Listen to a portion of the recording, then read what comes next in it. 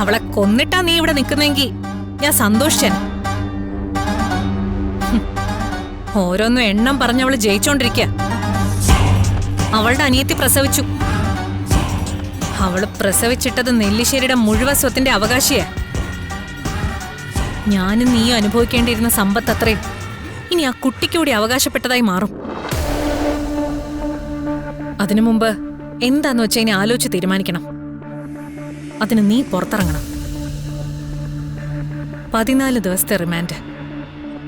അത് കഴിഞ്ഞ് കോടതിയിൽ കേസ് വിളിക്കുമ്പോ ഈ നാട്ടിൽ കിട്ടാവുന്ന ഏറ്റവും നല്ല അഡ്വക്കേറ്റ് നിനക്ക് വേണ്ടി കോടതിയിൽ ഹാജരാവും. അതുവരെ ഇവിടെ വെറുതെ ഇരുന്നാ പോരാ. ഇനി എന്ത് വേണമെന്ന് ആലോചിക്കണം. 14 രാവും പകലും നിന്റെ ജീവിതത്തിൽ ഈ കാരാഗ്രഹവാസം ഈശ്വരൻ നിശ്ചയിച്ചിട്ടുണ്ട്. പക്ഷെ 15-ാം നാൾ എന്ത് വേണമെന്ന് തീരുമാനിക്കുന്നത് നമ്മളാ. ഇവിടെ ഇരുന്ന് ആലോചിക്കാൻ മാത്രമല്ല, 1-2 പേരെ മുഖാമുഖം കാണാൻ ആഗ്രഹമുണ്ട് എനിക്ക്. അതിൽ ആദ്യത്തെ ആളും നിന്റെ ഭർത്താവ് നന്ദന.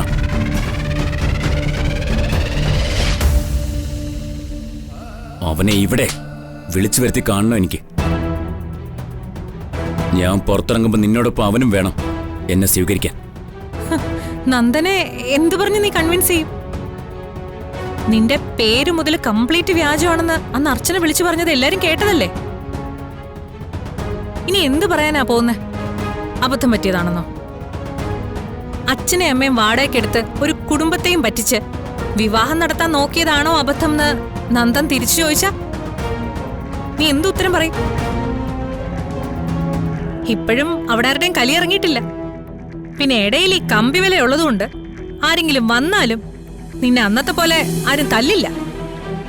അതാ ഏക ആശ്വാസം. ഞാൻ പറയുന്നത് നീ ആദ്യം ചെയ്യും. പിന്നെ എന്തു വേണമെന്ന് എനിക്കറിയാം. ഞാൻ പോയി നന്ദനോട് പറയണോ നിന്നെ ഇവിടെ ഒന്ന് കാണാൻ? അതിലും ഭേദവേ നമ്മുടെ ബന്ധം അങ്ങോട്ട് തുറന്നു പറയുന്നതാ. നീ പറയണ്ട, ആരെങ്കിലും കൊണ്ട് പറയിച്ചാ മതി. എനിക്ക് അവനെ ഒന്ന് കാണണമെന്ന് താല്പര്യം പറഞ്ഞൊന്നും പറഞ്ഞ് എന്റെ ഫ്രണ്ടെന്നും പറഞ്ഞ ആരെങ്കിലും നന്ദന്റെ അടുത്തെത്തിച്ച് കാര്യം പറഞ്ഞാൽ മതി.